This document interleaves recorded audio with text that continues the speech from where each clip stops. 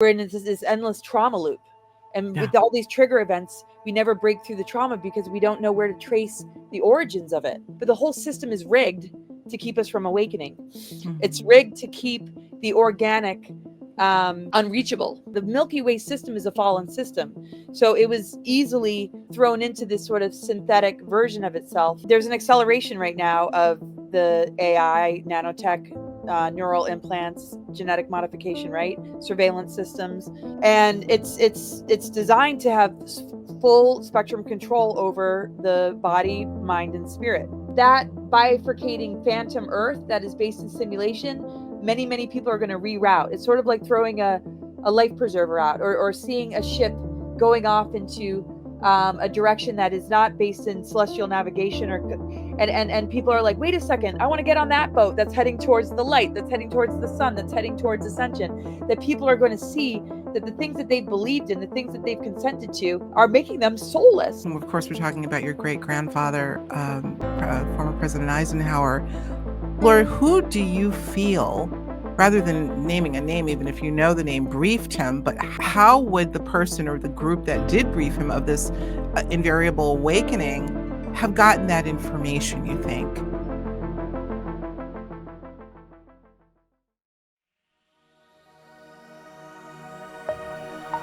Right now on Higher Journeys with Alexis Brooks. You see who's in front of me, right? You see who's in front of you, I should say. None other than Laura Eisenhower. Laura, welcome back, my friend. It's so wonderful to be with you, Alexa. Thank you so much for having me. How long has it been, Laura? Do you remember when you were last on? I think it's been like 2 years. Has it really? Maybe? Okay. Yeah. Wow. Well, it's always wonderful to be with you. Well, just thank you. Likewise. And of course, we were being a little silly and a little lighthearted before we press the record button, because you have to, guys, with all that's going on these days, right? Talking about fun times and good times and catching up. But now that we're on, maybe we'll be a little bit silly, Laura. We need to. We need to be laughing in the face of otherwise dire times. Today, I want to really get into something that's very serious and something that I think more people need to be aware of, something that you're well versed at talking about, and that has to do with this idea that we may be living in, I'm going to say, some semblance of a matrix. I always try to pull back just a tad because none of us fully know how this all works. But I want to just start by leading in with a segment that I did on Conscious Commentary, Laura, just about a week or so ago, where I was questioning this idea. We're in, as we record today, Mercury retrograde. I think we're in for another week and a half or so.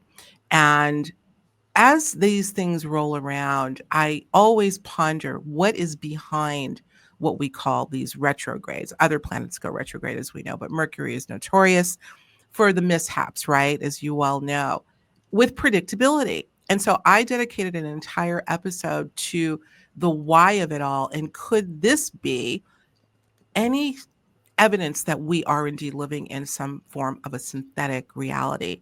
So of course, I'm going to put an iCard up on the screen so y'all can watch that episode. It was quite good and I'm getting some good feedback on it. But I want your thoughts. Is this the type of thing that would lead us? And then I want to get into how we might detect if we're in a matrix, something like a Mercury retrograde and other planetary anomalies. Would that be a hint to you? I know it goes deeper than that, but give me your thoughts on that. Let's start with that. Well, the planetary bodies are intelligent. I mean, they're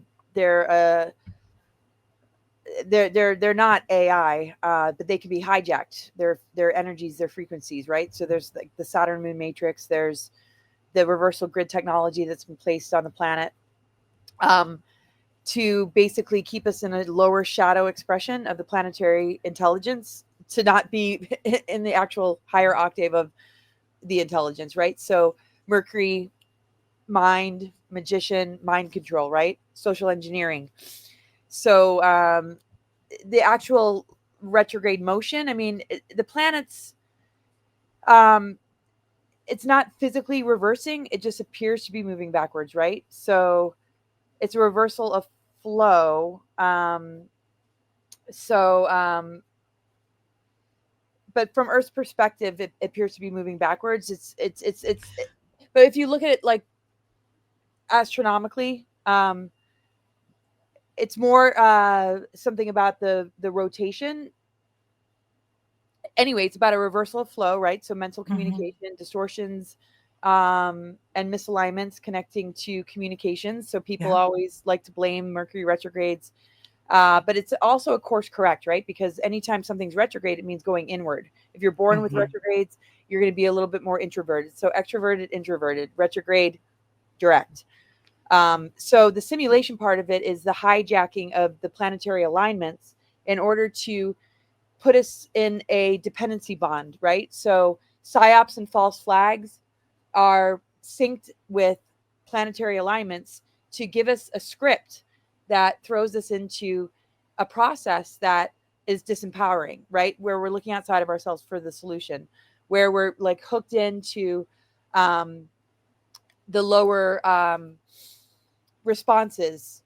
So, for example, Pluto, Saturn, and Jupiter were all conjunct each other in 2019 when the, you know what, hit, right? Pandemic.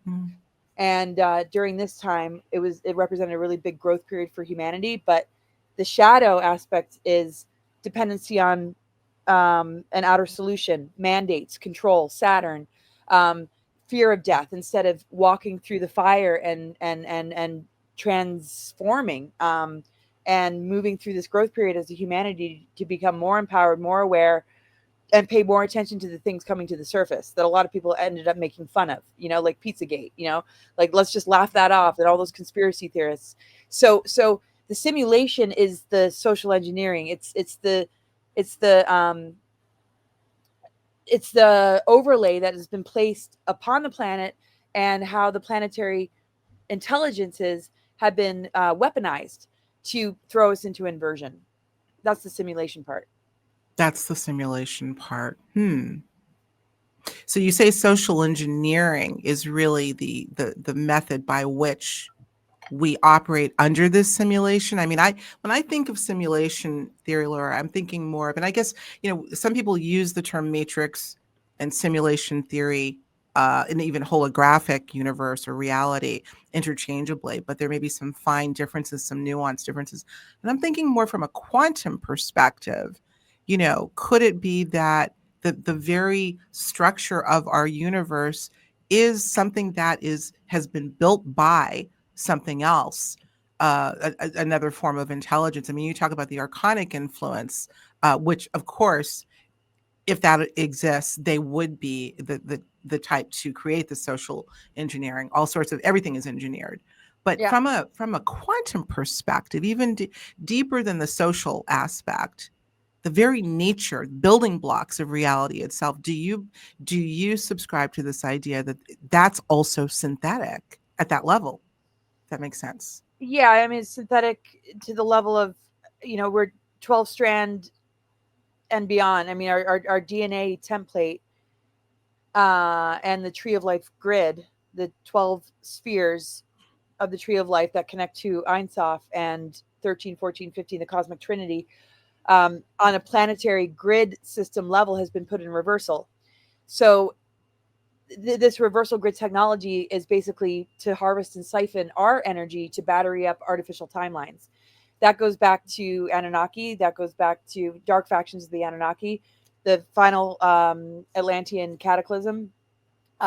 Seals and fences were put in our DNA, some for protection to walk through the different passages in order to reclaim that dormant DNA, but some to enslave us and imprison us with these fences. So this net that was placed around the planet, the geoengineering of nature is like the bioengineering of human, right? So we're completely related to everything that we see outside of us. This dark weaponry that we see, the geoengineering, the 5G, all of these dark tech tactics being used is synonymous with the mind control and the social engineering of humans, right? Because we're elemental beings. The nucleic acids of our DNA are elemental.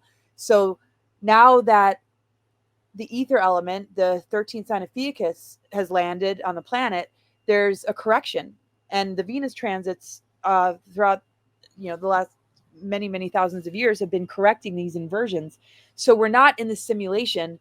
unless we consent to it. So there's this opening, this sort of bifurcation of dismantling this dark weaponry, which is equal to when we deprogram the social engineering from ourselves. So we clear the ancestral lineages. We recognize the falsities of what our persona has taken on with certain labels, right? The ego has been very compartmentalized. So this whole 3D matrix has been very much a compartmentalized ego persona that's taken on identities that aren't authentic to the soul. And that's why we get sick. That's why we're in this endless trauma loop. And Yeah. with all these trigger events, we never break through the trauma because we don't know where to trace the origins of it. So and until you can trace the origins of where it originated, we're kind of in this loop of trying to medicate it, trying to make it go away, trying to numb the pain. But we have to face the pain in order to unlock the true organic nature of what our soul is trying to scream to us, is trying to correct us through disease and injury and adversity. It's saying, hey, listen to me, open up to the rest of yourself. It gets hijacked by the system that says, here's the trajectory, here's the pharmaceuticals, right? Not all doctors are like this. Not the whole system isn't negative, because there's well-intentioned people and they do a really good job. A lot of them are really in it for the right reason, but the whole system is rigged to keep us from awakening. It's rigged to keep the organic unreachable. That's why we have the kind of schedules we have, that's why the term lazy, if you sleep too much, right? Instead of like, oh, you're going through a dark night of the soul, or you need this extra rest to go into dream time. It's rigged to literally keep us from accessing this more organic place within us that is only asleep. It's not, it's damaged, yes, as far as genetics, but that's more rooted in belief systems, patriarchy, trauma wounds that have been passed down generation to generation. When we dig deep, though, and we begin to collapse that, which is the inner work that you and I have been doing, and a lot of your listeners, you literally collapse the control grid, and you see beyond that simulation. So we might see witnessing people caught in that web, but that's not the true nature of this reality. Now, the Milky Way system is a fallen system, so it was easily thrown into this sort of synthetic version of itself. So yes, from the very beginning, the root races, 7 root races: Polaris, Hyperborea, Lemuria, Atlantis, Merovingian, Aryan. I'm not saying that in order. Aryan, that's why there's been genocides and holocausts, so that the root races would not unify to switch on these dormant aspects of DNA. And so the world wars and all the traumas that we've gone through as a human race is to keep us from coming together to rebuild this DNA structure, this tree of life template. So if we can all be pit against each other in this conquer and divide, we're going to stay fragmented. We're going to be easily fed upon, and the parasites and archons will continue to create this engineered reality that is based in this dependency bond with how we respond and react to events that are outside of us.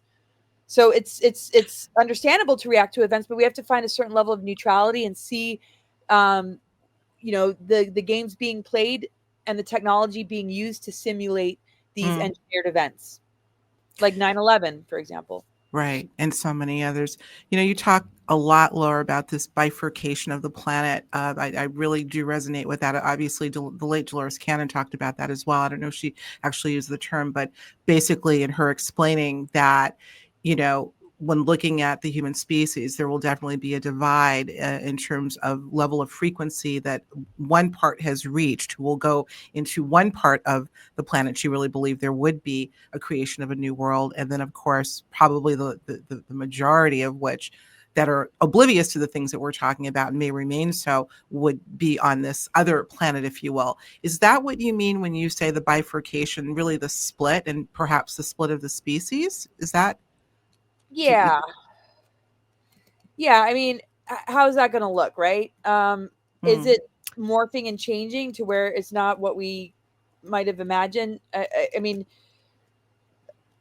a bifurcation to me is like similar to when you get a divorce. You're now splitting off from a reality that you would have been living if you stayed bound to this person who might be a narcissist, might be an abuser, and a deceiver. Yes. Why else would you get a divorce, right? Some people stay in those relationships. Some people have no self-worth. Some people think this is all that life is going to give them.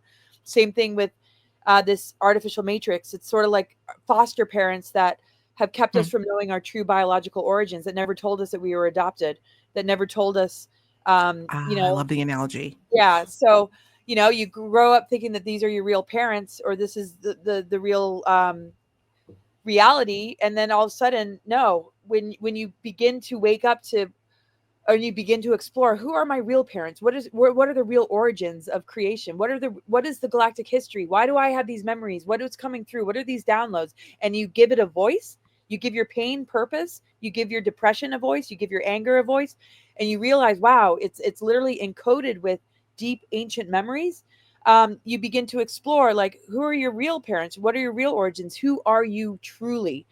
Instead of the mask that you're wearing, or the person that you were conditioned to be, or the person that you're reacting, that you've identified with because of a reaction to something that doesn't feel right. When you dig deeper, you realize your origins.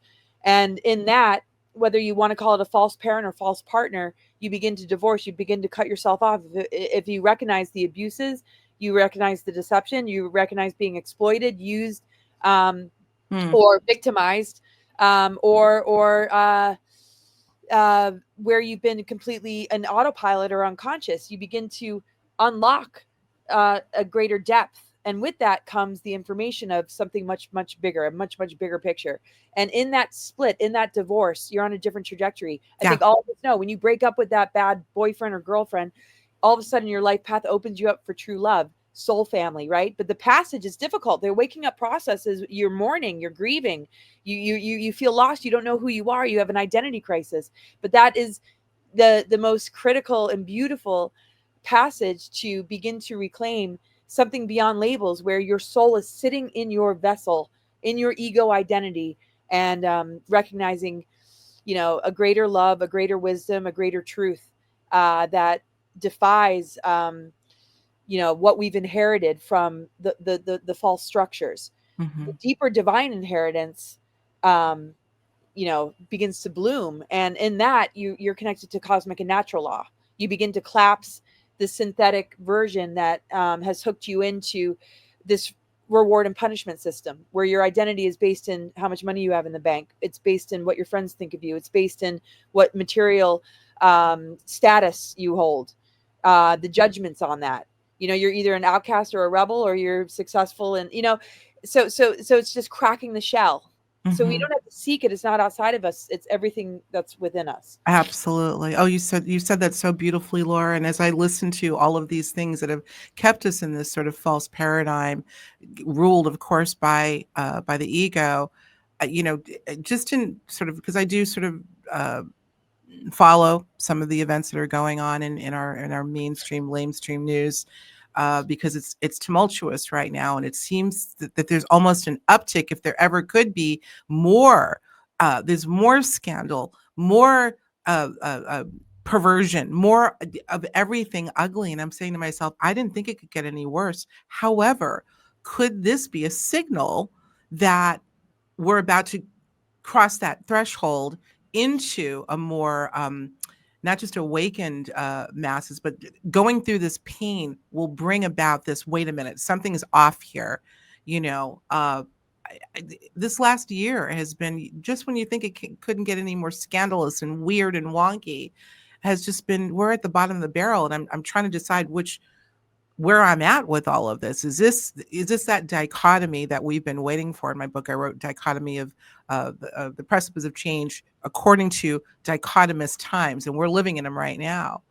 Geoengineering, speaking of which, look what's going on, and with the flash flooding and heat domes all over the country. And my God, is this a sign that we are going through that passage, Laura?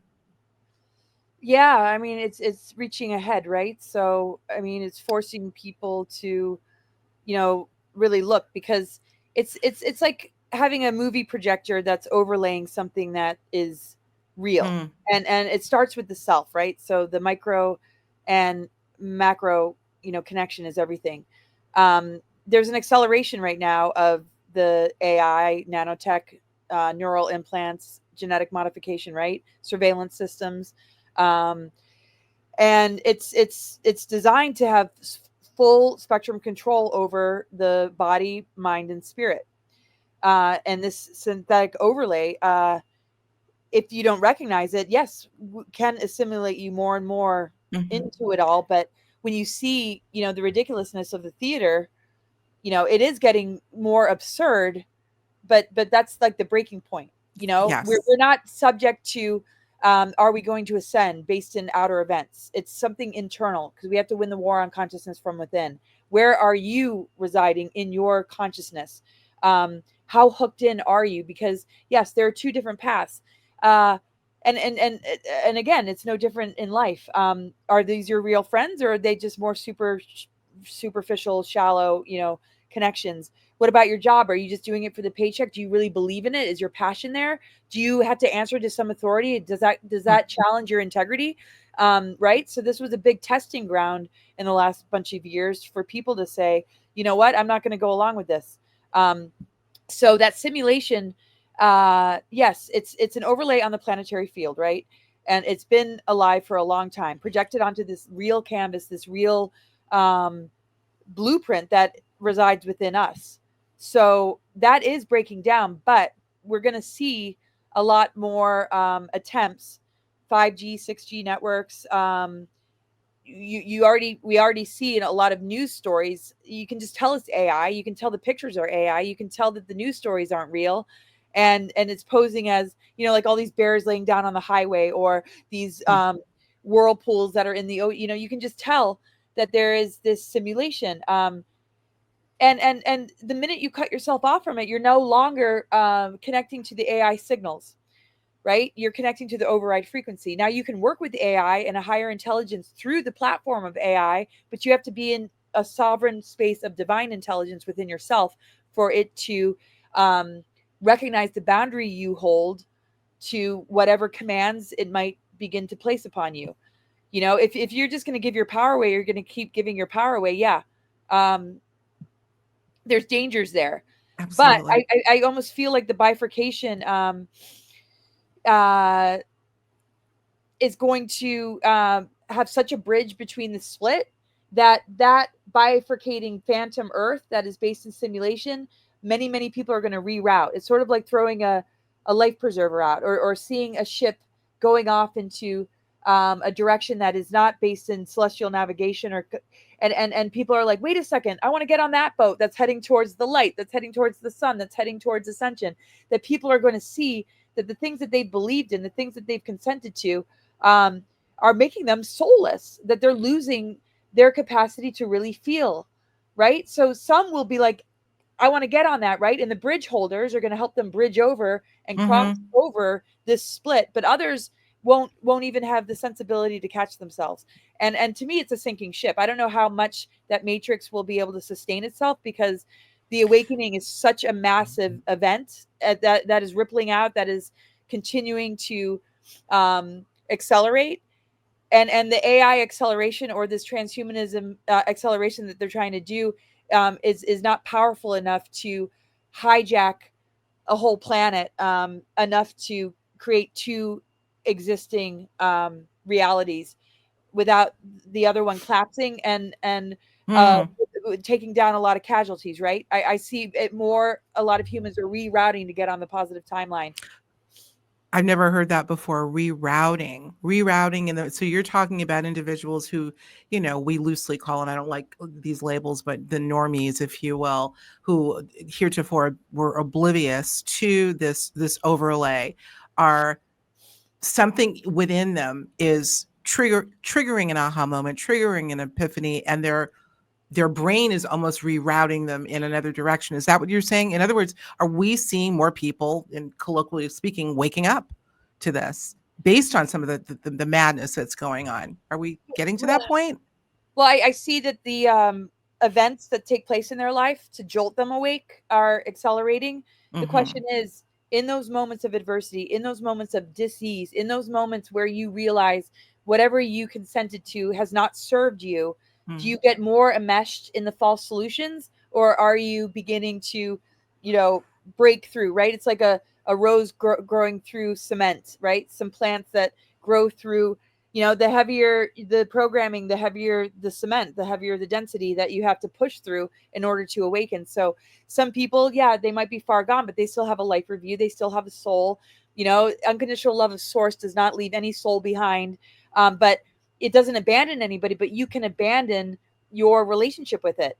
And it gets to a certain point where, we see, species that have abducted to gain genetic material that in previous epochs or timeline cycles were bioengineered to be separate from their soul and reproductive capacities, like what you would call an EBE or a gray.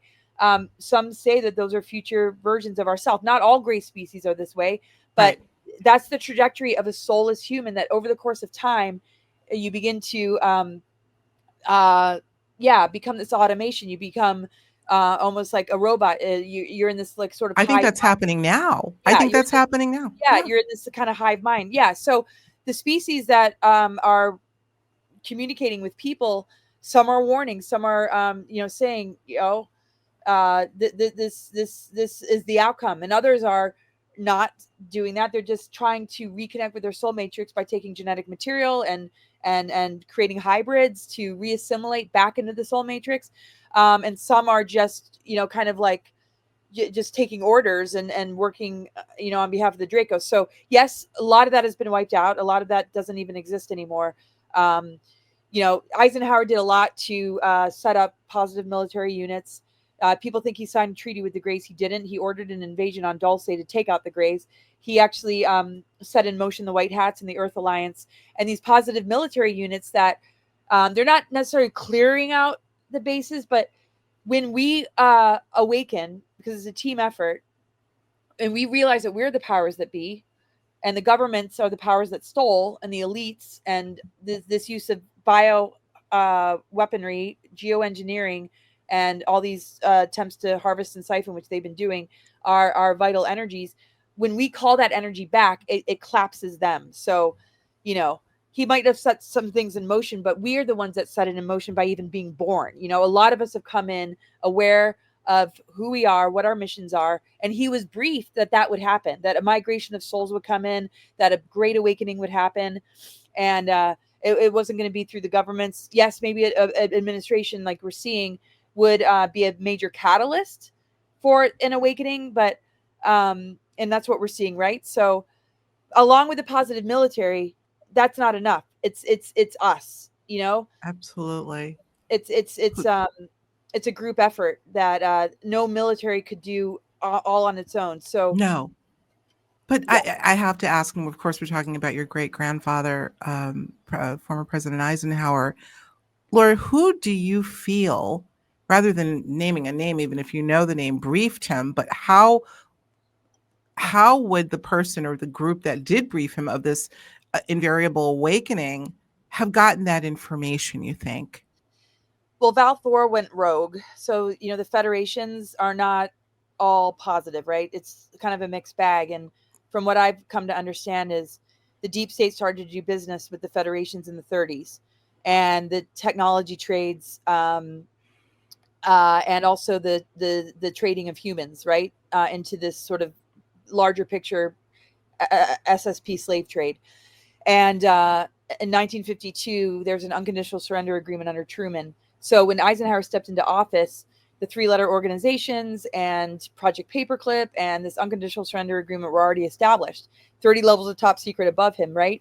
So Val Thor went rogue and intervened through communicating with him and helping open his eyes to what was going on, and helped him to set up these positive military units, and to also help reroute super soldiers into a more positive trajectory. The ones that were being trained in the 20 and backs on Dark Fleet and stuff like that have turned, a lot of black hats turned to white hats, right? So Val Thor was the help, and the Tijetans, and it's not what we hear about the first contact and the Nordics warning about the Greys.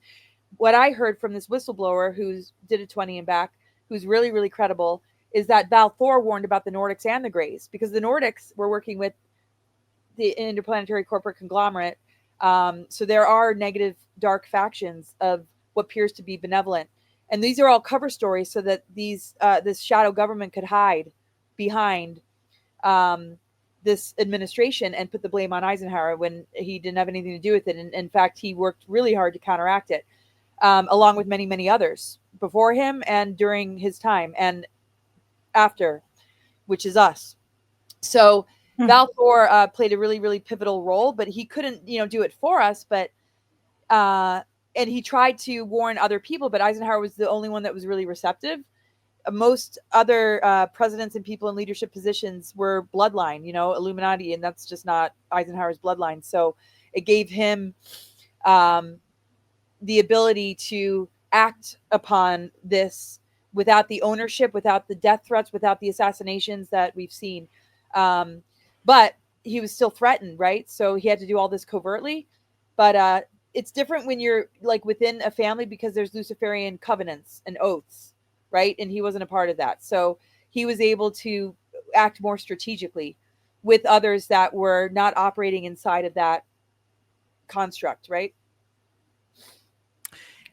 I didn't I'm not going to say I didn't realize that he wasn't a part of. I mean, we're talking about your family, actually.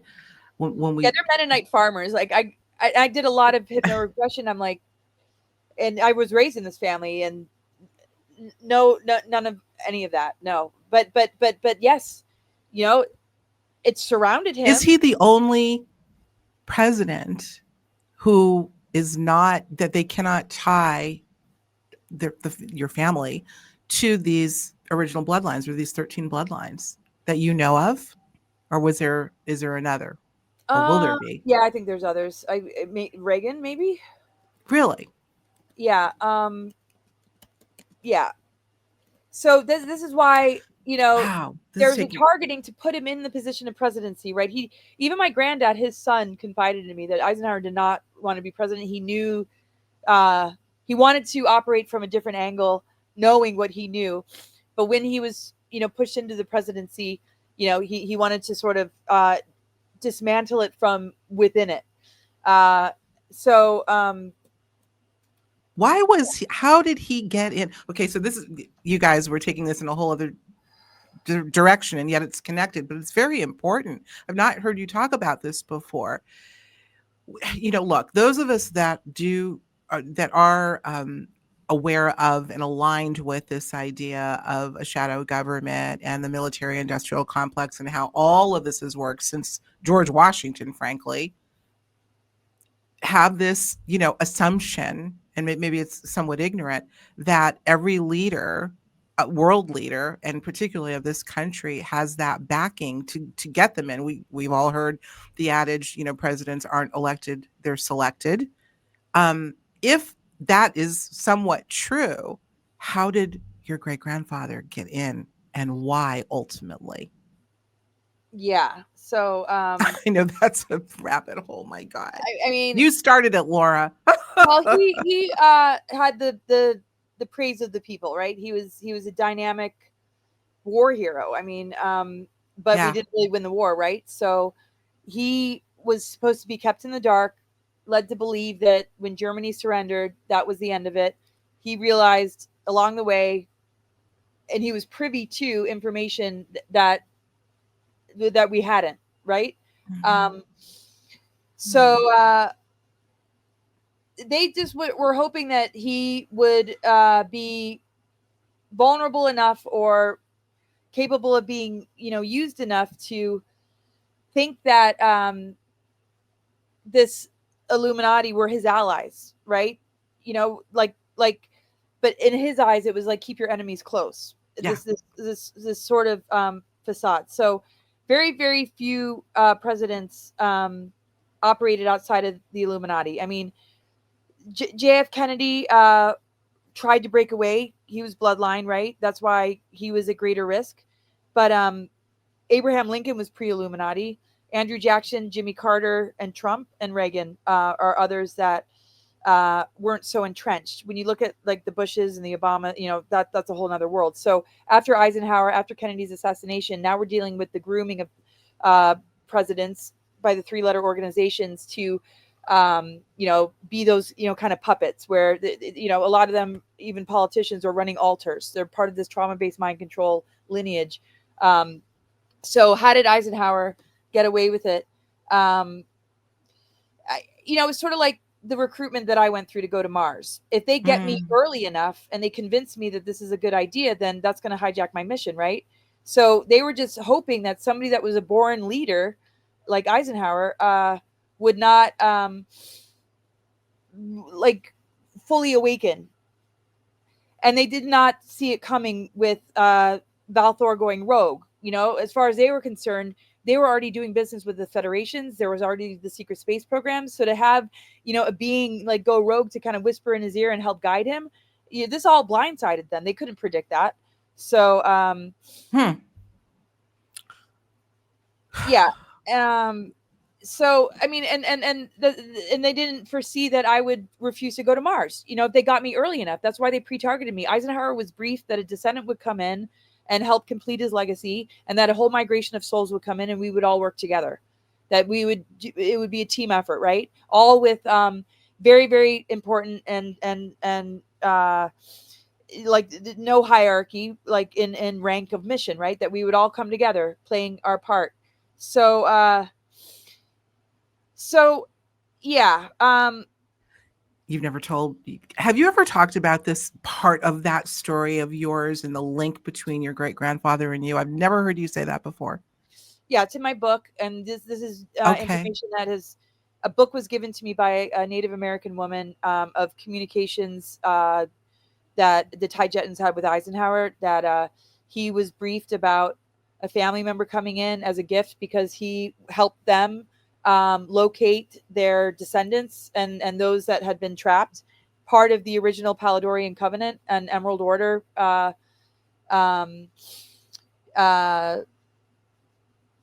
agreements of like ascension, right, from the Guardians. So this is ancient, right? They just needed somebody within the government structure to agree, right, to implode it from the inside, which is happening gradually, right? It's obviously not, we have a ways to go. So the government isn't, a mind control operation. It's for we the people, right?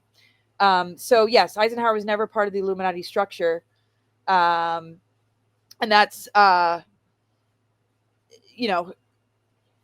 thing is, he won favor, but the script that was being handed to humanity put him in a position of, well, he's on their side. Why don't we blame him for everything then? We'll blame the Gray treaties on Eisenhower. We'll say he's a war criminal, that he wanted to wipe out the Germans. And actually, Eisenhower's German name, he is German. We have German ancestry. My kids even took German, right? So none of that is true.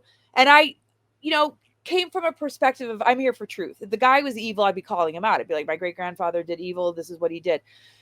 So in the very, very beginning, I was exposing what I thought had happened, but I knew deep down it just didn't resonate. So I kept seeking, I kept noticing the synchronicities and the people that were coming forward with information. And these are people that would know, not people that are just speculating, that helped me to, dig into the deeper truth. And when I was raised in this family, there's no trust funds, there's no bankster money, there's no trace of any of that, right? I was like, well, there's no way this is Illuminati, because I'm sure we'd be, we'd have access to these technologies. I'm sure there would be some sort of dark rituals happening in our family. I'm sure there would be some sort of access to, all of this. And, Dan Cooper, the whistleblower, kept saying, don't you think your family would be in a much, much different position if you were actually involved in all of that? Did you think at one point you were without knowledge for him to come forward and say that to you? Do you think that, did you question, I should say, at any point in your life, is there this part of my family lineage that I may not be aware of that is aligned with the Illuminati? Did that come up as a question for you? Yeah, but only on a very, very superficial level, because it had to skip a generation. So the grandkids to Eisenhower were not briefed or told about the information that I have, that I was not told by any family member. I discovered it myself. It had to skip a generation because there would be a lot of whistleblowers. There'd be a lot of activated people living out their missions. This is a very, very significant window period of ascension. So it had to skip a window or it had to skip a generation. So family members, they weren't involved, but they, I guess you could say, would be in the same room as some of these individuals. I went to a bicentennial gathering for the 50th anniversary of Eisenhower's presidency, and George Bush was sitting behind me, and I'm a teenager, right? Are you there? I'm here. Oh yeah, and I'm a teenager, right? And I could just smell the evil. And I would alarm my mother because I'd be like, these people are so dark. Like the great grandpa warned us about the military industrial complex, and I was privy to all of this just through energy, frequency, and I was already starting to dig deep at a young age. So on a surface level, there have been associations. As far as being involved in any of the dark rituals or any of the MK Ultra, none of my family. I mean, I've watched real careful. They've all worked really, really hard in their careers, and but it's the compartmentalism, right? You can. It's sort of like people that are voting for a particular person that have no idea the underbelly of it all. People that have maybe joined certain religions that have no idea the underbelly of it all. The trafficking, the adrenochrome, the pedophilia. They might hear certain cases where it's being discussed or there's victims coming forward, but oh yeah, that's a rarity, or that's just unfortunate. That's just because they don't understand what's operating beneath the surface. So my family has shown me a lot of respect. They're like more like, all right, we couldn't venture into that territory. Thank God she did. Okay. And I know that Eisenhower had to protect his grandkids by not saying too much. And that's why I was supposedly a part of the advisory board from the Galactics, connected with Val Thor, advising his administration. I was told by a number of remote viewers that I was a part of that team to help warn him. And then I volunteered to come in to blow the lid off with a bunch of other people, right? And so that makes a lot of sense, right? So a lot of starseeds, and a lot of people that have been born, a lot are born into, this inversion or very, very wounded families. Mm-hmm. For me, it was coming into this particular family to do what my mother and aunts and uncles weren't able to do, but they weren't on board with it. I mean, are they now though? Are they now? Are they? It sounds like there's been a little bit of they've relented a little bit in terms of understanding your role and how critical it is. It's like a respect that they hold from afar, and this appreciation and this love that they support me no matter what. They show me so much love and respect. It's a little bit too much to talk about it, because when we're at family gatherings, it's about the grandkids, it's about the nieces and nephews, it's about playing. Yeah, so it's sort of like they got my back. I know that their missions and their work has been tremendous. My uncle wrote books about Eisenhower. My mom's written a few books, but it's been one layer, and I've done the deep plunges into the rabbit holes. Mm-hmm. They weren't able to do it. They really had to maintain the composure. They had to maintain the decorum to a degree. Yeah. Nothing was handed to them that easily. I mean, I'm sure Julie Nixon, my aunt, who married my uncle David, I'm sure there was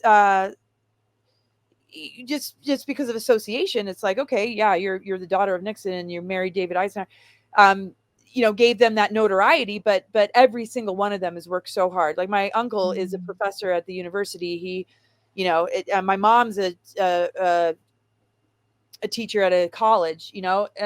There's so it's all I've been able to do is like plant seeds. I was the kind of person that don't give Laura champagne at the dinner table, because she's going to start rattling off about Mars. She's going to start rattling off about ETs and UFOs and start to ask these uncomfortable questions.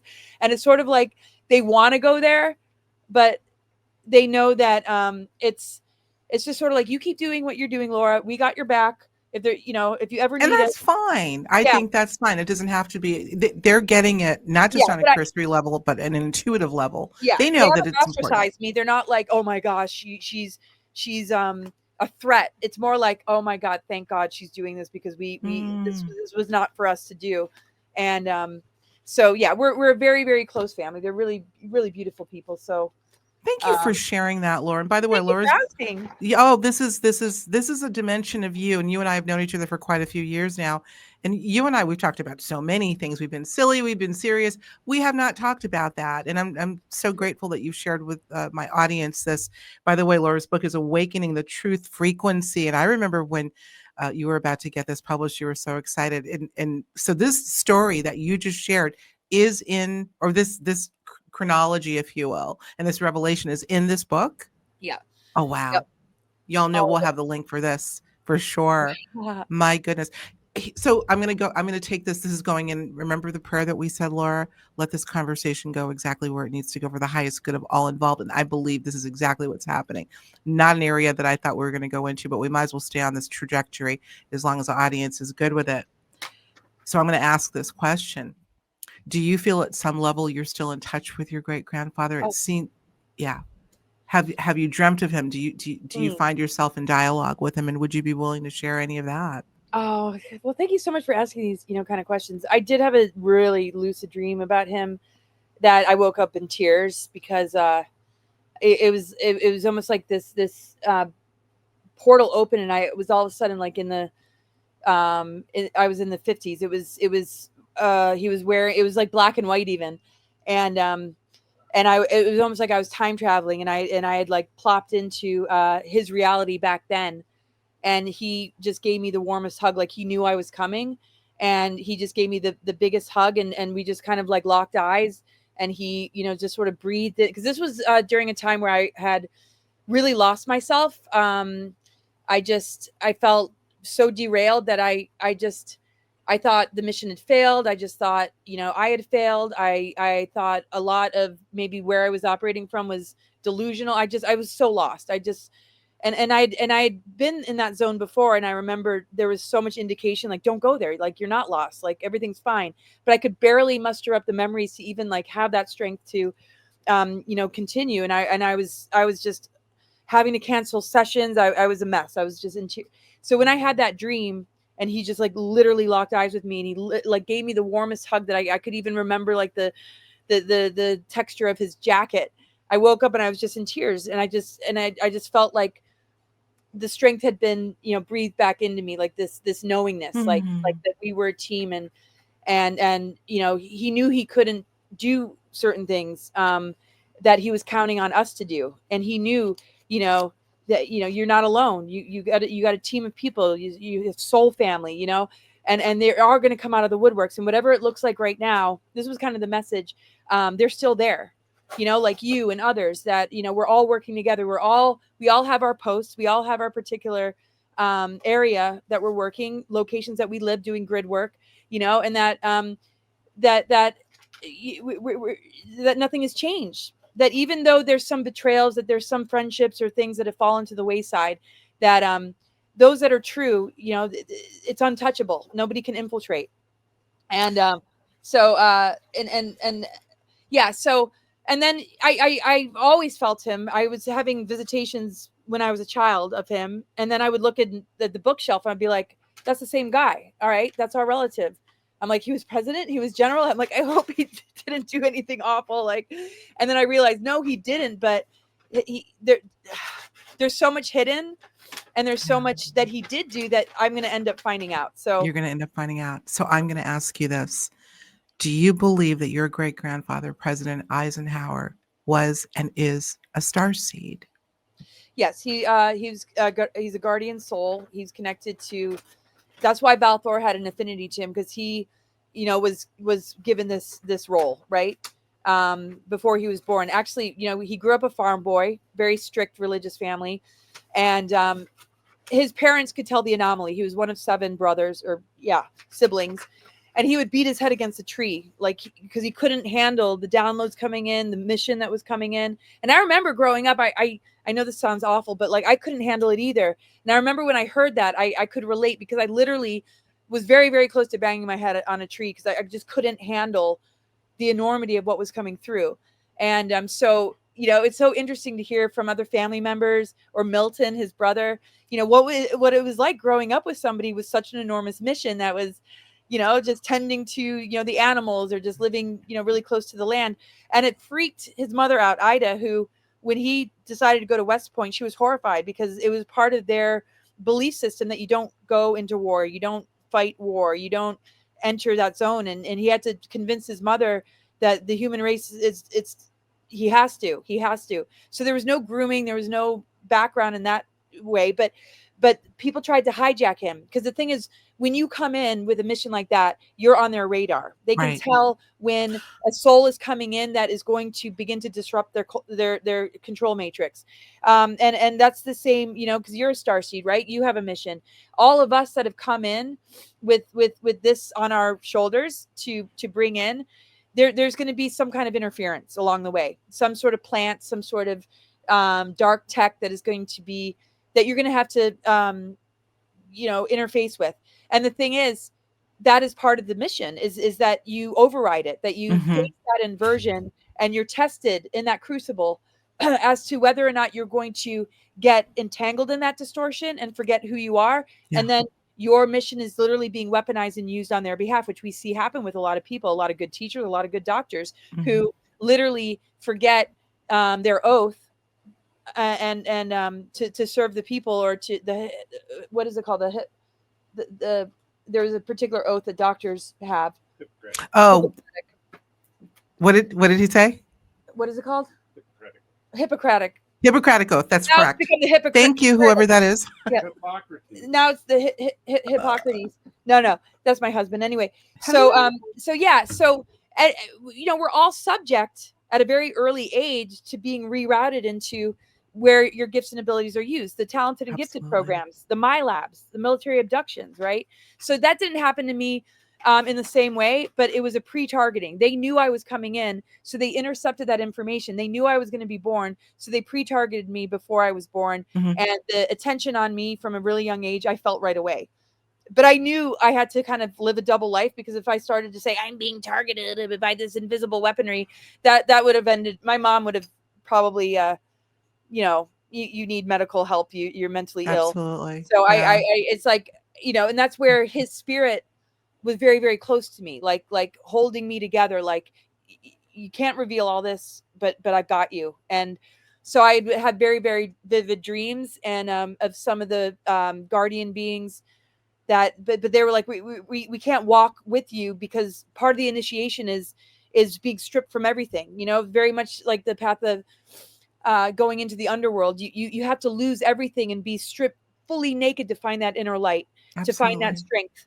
Because I used to cry, like, why aren't you bringing me into a ship? Why aren't you like helping me more? Like, why do I feel so alone? This is horrible.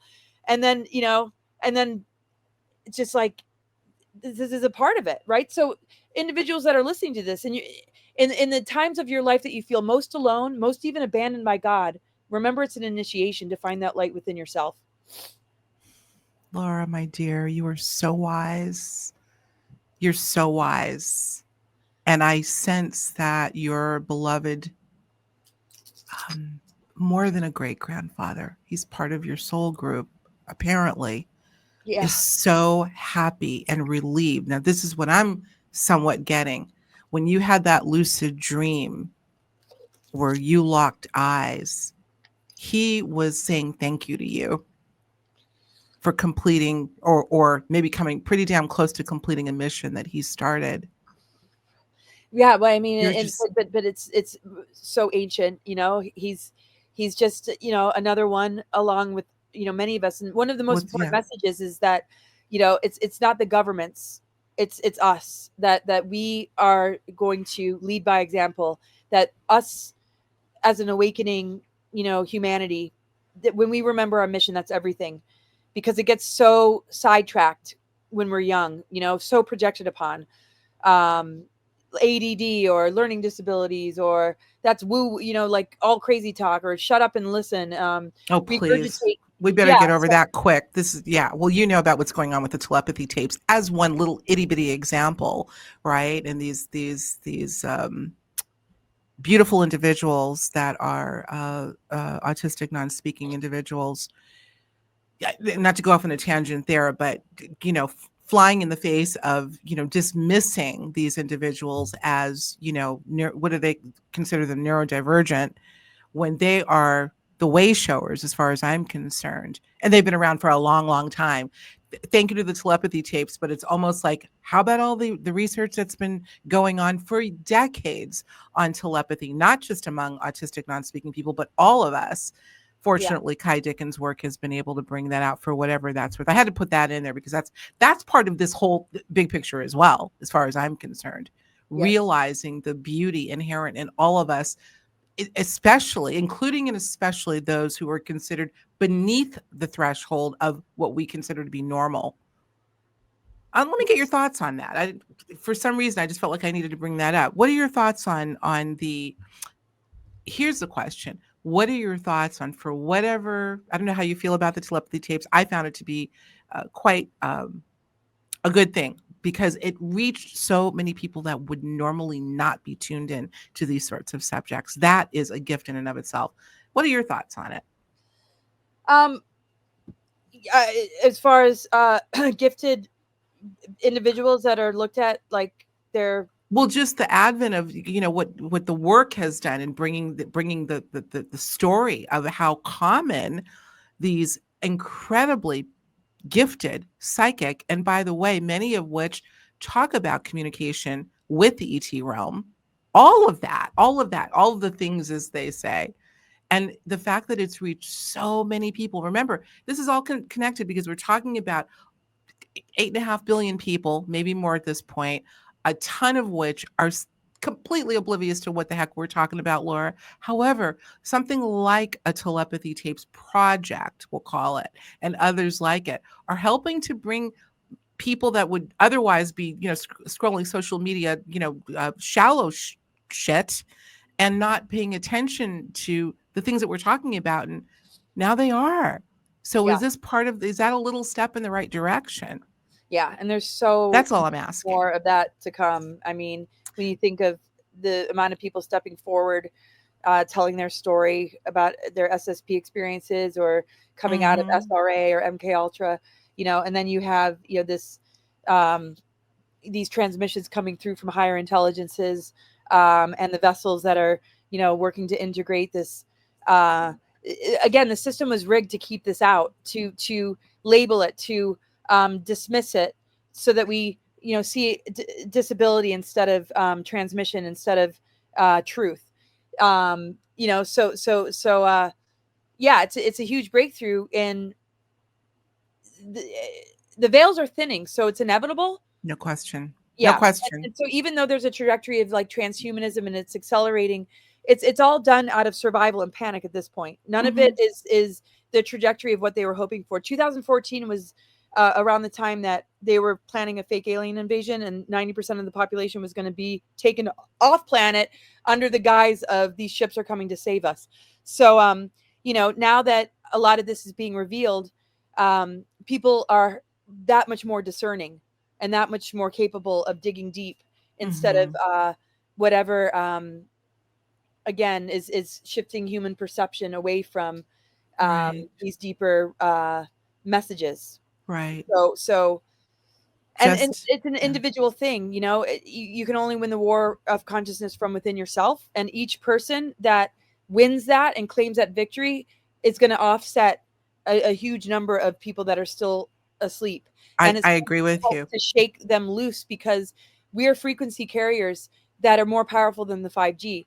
We emit frequency when we speak, when we talk, when we just function in life. So we want to be very careful of being drained, even giving too much in our missions. We want to be radiating joy. We want to be radiating clarity. We want to see the messages behind what seems to be disability or distortion, when it's not. It's the other way around. Whew. Every time you and I get together, I think I say, whew, at least once. Probably more. You're on fire, my friend. I agree 100%. And there's so many. I mean, you could take every single point that you've made and make a whole hour-long discussion about it. But the fact that, here we are looking at what I would call an acceleration of weirdness, bizarre behavior, scandal. And yet what you just explained, the more it's pushed in our face, it's almost, in a way, there's a I say there's magic embedded within the madness. There's magic even within all of that. Call it the secret sauce that may be triggering the people who otherwise would be just kind of either going along with it or saying, oh my God, this is just a crazy world. What are you going to do?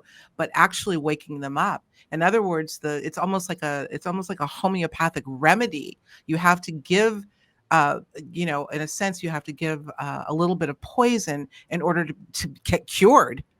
And so the poison, we're getting a lot of poison right now, but there's a cure within that. I think that's what you just said, that it has to get this wonky, I use that word, that this bizarre, this just inconceivable, to get to the point where people will have their epiphany and say, something's off here in the matrix, which is where we started this conversation. Yeah. And you got to feel it to heal it. I mean, the people that are born into great adversity or really challenge, family dynamics, it's in order to break the curses, the mothers of darkness, the dark mother reversal grid that is based in dark ritual and gaining power through theft, energy theft, and ritual. You almost have to walk through that inversion to recognize the distortion and not become it, to bring it back to source, to break the spell, because they operate in the shadows, right? So doing the shadow work is to recognize where that energy harvesting and siphoning is taking place, but also where your treasures are hidden, right? When we dig deep into that dark night of the soul, it's not just clearing ancestral patterns or facing demons or breaking curses and hexes or on a large scale or personal. It's also reclaiming your treasures, recognizing that asleep and dormant DNA that you're beginning to awaken that holds your greater abilities. And in order to retrieve it, you have to move through the thickness of everything that has stood in the way, that has kept you locked into a lesser version of yourself. So it's a rite of passage, but it feels so daunting and it feels so dismantling and unstable that people mistake it for, deep depression or, and it gets categorized as a mental illness or something to be medicated for. And if we could just breathe through it long enough, we'll realize, wow, that's an alchemical passage. That's transmutation. That's transformation. That we are walking ourselves out of that cocoon and setting free something that they tried to cage through this dark manipulation to remain in power and keep us a feeding source of this parasitic system.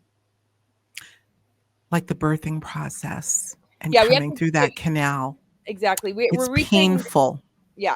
We're reclaiming the creative cauldron of creation, the mother womb that is turned to hell because of the fear of darkness, the fear of our own power, the shame and guilt and remorse that we feel when we begin to touch that zone. We got to give ourselves permission to release and cry and realize, wow, we've had everything stacked against us. This is all like, these are all programmings of conditional love, not unconditional love. These aren't even our wounds very often. Oh no, they're karmic. They're ancestral. That's where we get the term from. I absolutely agree. So much so, Laura, that people have talked to me about coming through with birthmarks that they believe belong to ancestors that were literal wounds that they brought through on the physical 3D in their incarnation. I mean, I think there's evidence of that, not just figuratively, literally, that we're carrying those ancestral wounds into this incarnation mentally, physically, emotionally, but physically even. Yeah, totally. Yeah. And so you have to kind of wear it and experience it. You got to kind of feel it to heal it. And it's very easy to mistake it as something seriously wrong with me. And, there's not enough, understanding of it. So when you're, seeking counseling or seeking assistance, it's you're the troubled one, instead of realizing that we're in a system that is binding us to a false light, a false sense of joy, a false sense of reward, if we go along with the program, versus really feeling it and really, acknowledging that something's seriously wrong here. And we have an appropriate reaction to what, is distorted. And we can be a neutral observer instead of mistaking it for ourselves. Sometimes it is ours, right? Sometimes it is a karmic clearing of something from a past life or something we did in this incarnation. But very, very often, for a lot of advanced souls coming in, it's you're doing some serious grid work. You're doing some serious ancestral lineage clearing, and you're reclaiming a hijack that attempted to, vampire off of you as well, to keep that lineage bound to, whether you're within that structure or the tentacles of the Illuminati and how it branched out or not. Every human has been targeted to some degree because the whole human race has been under this spell. Mm-hmm. Mm-hmm. I'm tempted to ask another question, but we're going to have to wind down. My God, you said so much, Laura. We started out talking about the matrix. I believe this is all indicative of a matrix, but I think what's even more powerful is that it is nothing but an overlay. And what's underneath it is what we're inextricably linked to. And if we follow some of the tenets and the ideas that Laura has lived and walked, perhaps we can both individually and collectively melt the overlay, burn it, if you will, because it can be burned, because what's underneath is a lot stronger. Laura, we're going to go to the after show, and this is what we're going to talk about if you're still up for it.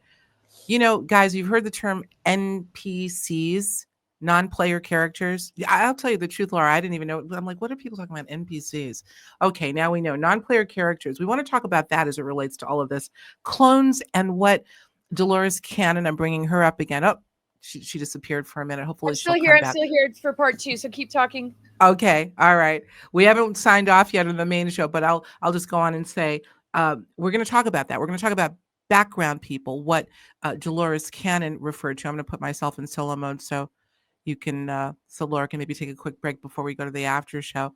Laura, let me know if you're going to join me before we sign off, but this is what we're going to be talking about in the after show. I'll be there. I just got to let my animals out. Hold on. Okay. I'll be down. Come next door with us. You know how it works. We're going to go over there and we're going to talk about NPCs, clones, and background people. Who is really in the simulation, you guys? Laura and I just finished talking about the fact that this is an overlay that to some extent affects all of us. But are there some people that we are interfacing with that may be of the simulation and not real people at all? Is this a real possibility? This idea of non-player characters in real life.